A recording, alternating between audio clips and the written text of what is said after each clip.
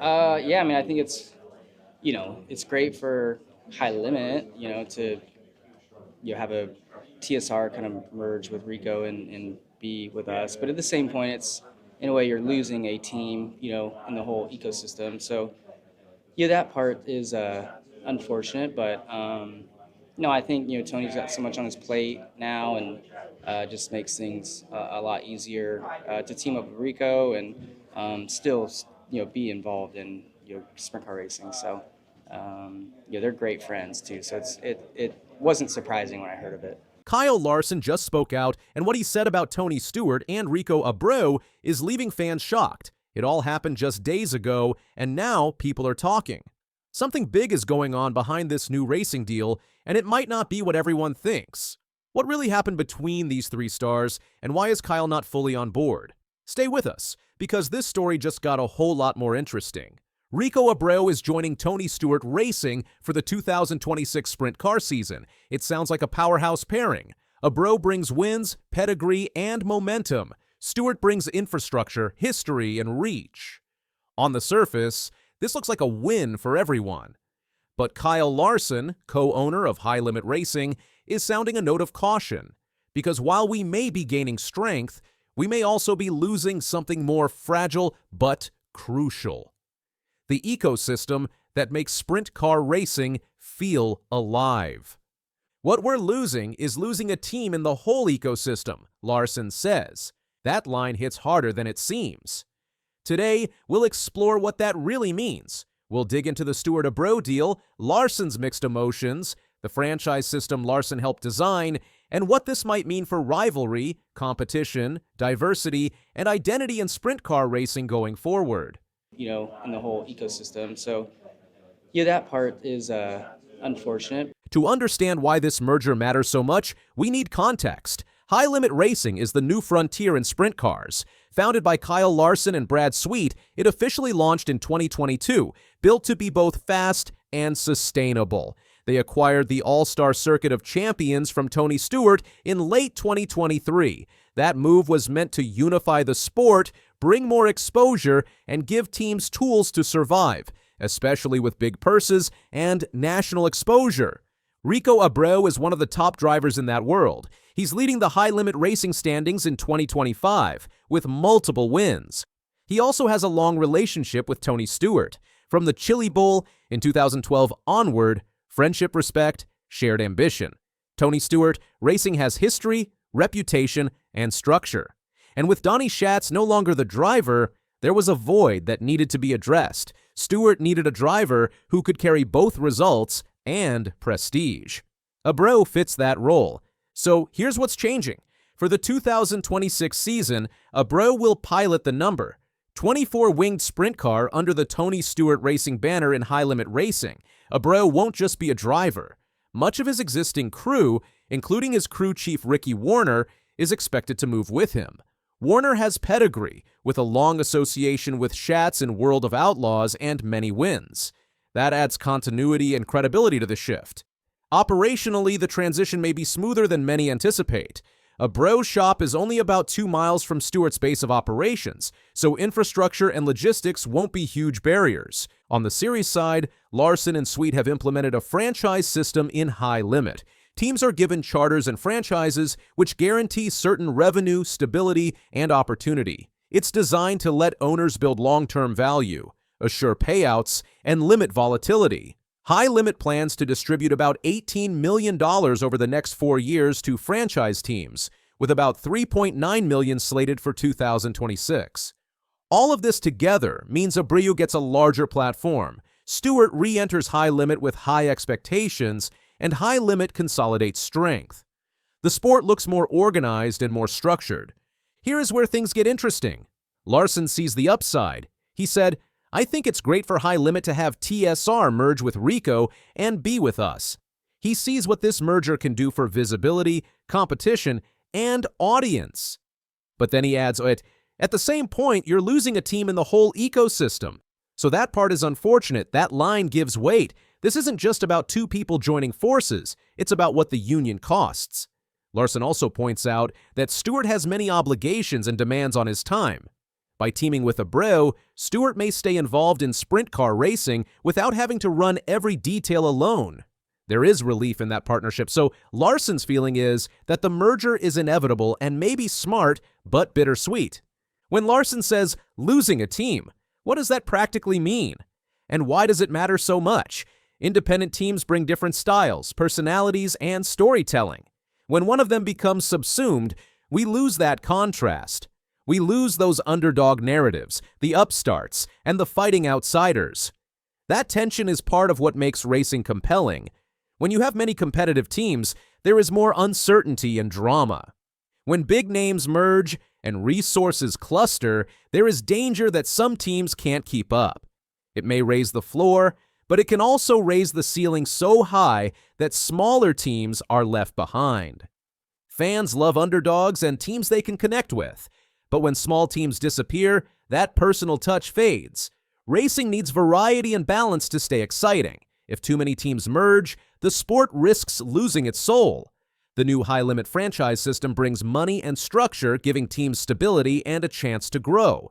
But if not handled carefully, it could push out the very teams that make racing feel real.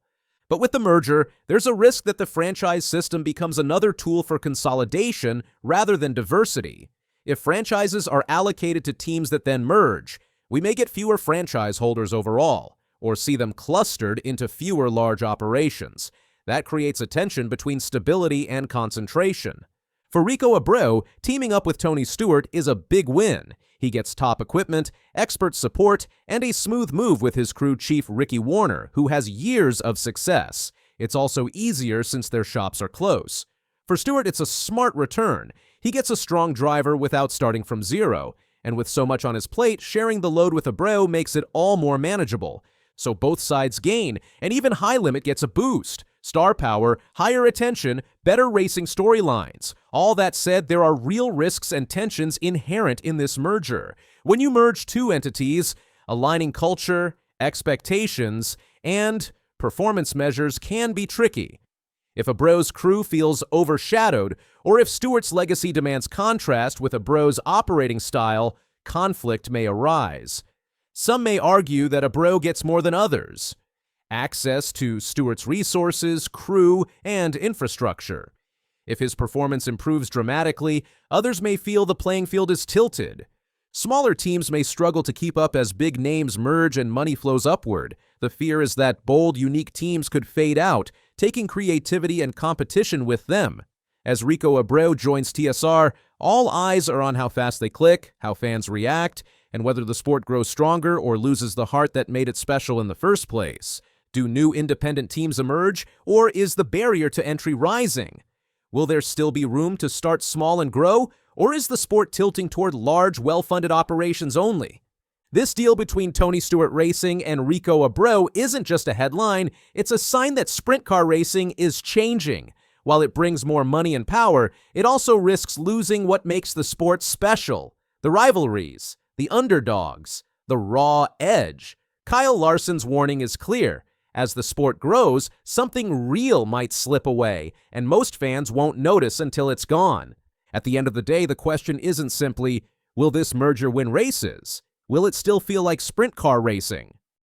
So here we are watching the NASCAR race for the ARCA series. And we have Cleetus McFarland in cab, or I should say in the cockpit. And he's moved from 27th starting to 11th. Cleetus McFarland, known for his exciting YouTube videos and amazing stunts at his Freedom Factory track, has done something truly remarkable and unexpected. We're talking about events that packed thousands of fans into stands and potential deals that could bring a major manufacturer back to NASCAR for the first time in over a decade. Let's start with what happened at Stafford Speedway in 2025. The New England 900 wasn't your typical racing event. Instead of expensive modified cars or late models, Cleetus organized a race featuring Crown Victoria police cars. But here's where it gets interesting. These weren't just regular Crown Vics. We're talking about cars with nitrous systems, train horns, and all sorts of crazy modifications that would make any gearhead smile. The result? Thousands of fans showed up, not the usual short track crowd either. These were younger fans, YouTube followers, people who normally wouldn't step foot at a racing event. The energy in those stands was electric. It felt less like a traditional race and more like a massive party where everyone was having the time of their lives. Now, you might be wondering why this matters so much. Here's the thing about modern short-track racing. It's broken. Seriously broken. Let me break down the numbers for you. A driver competing in a regular modified tour race spends between $7,000 and $8,000 just to show up. That's before they even turn a lap. If they finish 6th or 7th place, they might take home $3,500. Do the math. That's a loss of over $4,000 in a single night, even if they run well. Over an entire season, drivers are hemorrhaging tens of thousands of dollars. A tire bill alone can cost hundreds or thousands. Blow a motor? You're looking at several weeks away from racing while you rebuild. Everything becomes about covering costs instead of actually enjoying racing. The pressure is so intense that winning isn't just a goal anymore, it's a financial necessity. But the New England 900 flipped that script completely. The cars were cheap to build and maintain. Nobody had to worry about prize money covering their expenses. For the first time in years, drivers could just focus on having fun and racing hard without the constant stress of going broke. This brings us to something racing has lost over the years, the entertainment factor. Back in the 70s, 80s, and 90s, racing was full of personalities. Think about Dale Earnhardt. Sure, he was incredibly skilled, but what made him legendary was the character he played. He was the villain fans loved to hate. Same with guys like Rusty Wallace and Darrell Waltrip. These drivers understood they weren't just competitors, they were entertainers. Rivalries filled grandstands because fans had storylines to follow. They had someone to cheer for and someone to boo. It was wrestling on wheels, and it worked. Fast forward to today, and most of that is gone.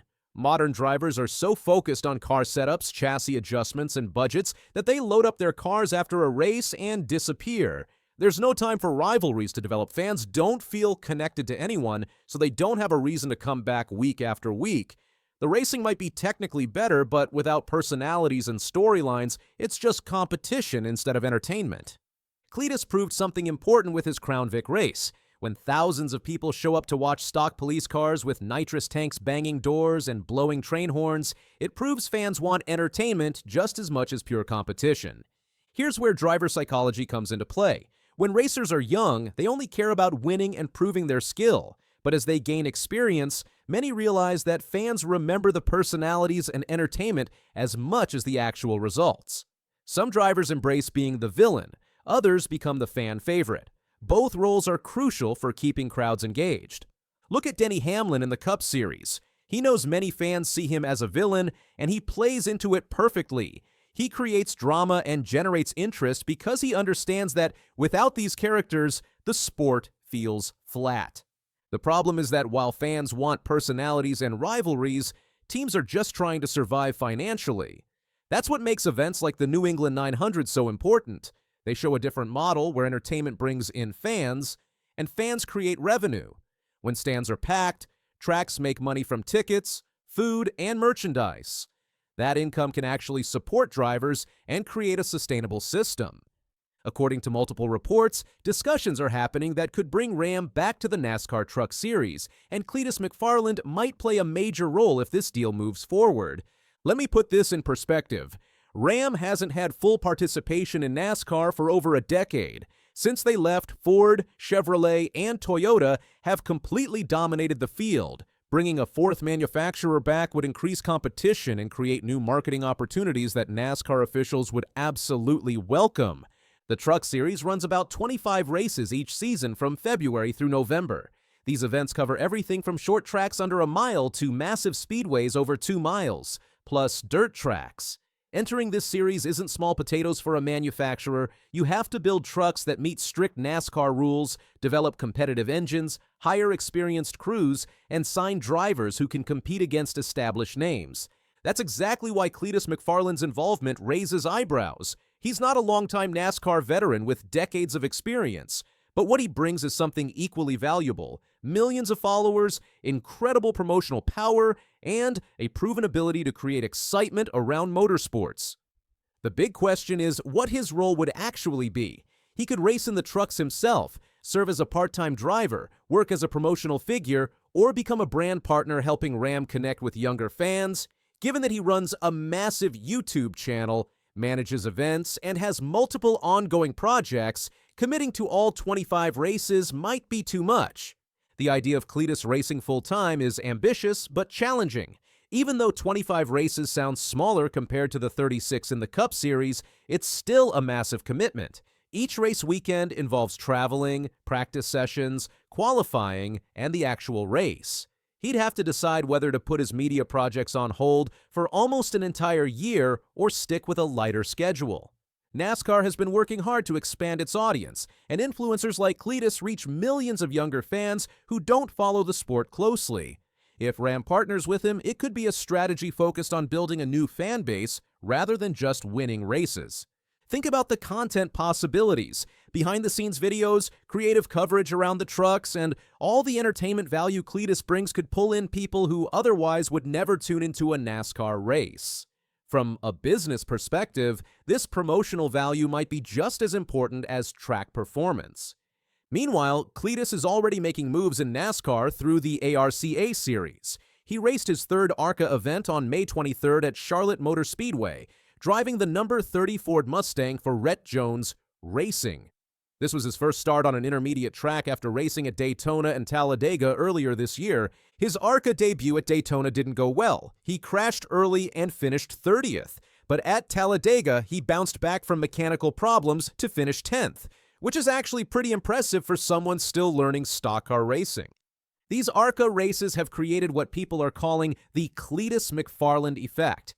His participation brings massive attention to ARCA and NASCAR, drawing new eyes to traditional racing series that desperately need fresh audiences. The ultimate goal is racing in the Daytona 500 in 2027. All this ARCA work is aimed at that target, with Cleetus adding more races to his schedule and even considering some Xfinity Series opportunities. He's recently admitted that mastering stock car racing is much harder than he initially thought, which shows the respect he's developing for the sport. Oh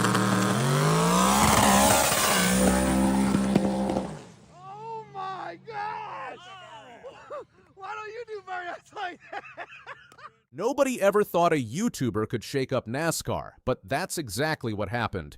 Cleetus McFarland showed up, turned heads, and left even Dale Earnhardt Jr. saying things may never be the same again.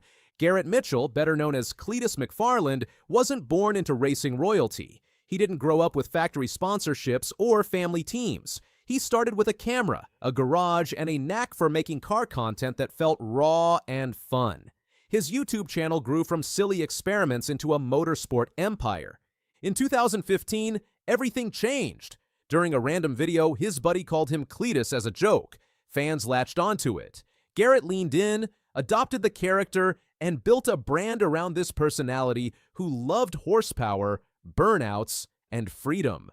Behind the humor was a sharp business mind and years of filming for 1320 Video. By the time the Cleetus name exploded, he was ready to turn it into something unstoppable. He didn't stop at videos. He built the Freedom Factory, an abandoned Florida speedway turned into a playground. He created wild builds like Leroy the Savage, a stripped-down Corvette that became legendary online. He organized events like the Freedom 500, burnout competitions, and drag shootouts, all streamed to millions eager to watch not just the cars, but the chaos. By the time he dipped into professional racing, he wasn't just another rookie. He was bringing an army of fans with him, millions online, thousands traveling to watch, and more tuning in from home. When Cleetus entered the ARCA Menard Series race at Daytona in 2025, expectations were low. He was an internet guy stepping into one of the most famous tracks in the world. The result on track was rough. He crashed out and finished 30th. But the real story was off the track. His in-car stream pulled in over 40,000 live viewers. Fox Sports coverage featuring him surged past 5.8 million views. That's over 10 times what a typical ARCA broadcast delivers. The Daily Downforce reported it was the most watched ARCA Daytona race since 2013. That's when NASCAR executives started sweating. Then came Talladega. Despite engine trouble, Cleetus finished in the top 10, completing all 77 laps. His YouTube in-car stream peaked at 60,000 live viewers. Veteran driver Kenny Wallace admitted Cleetus had undeniable value. NASCAR, whether they liked it or not, needed him. Mike Joy had been warning NASCAR. Their fan base was aging. Ratings showed older audiences tuning in, while younger fans checked out,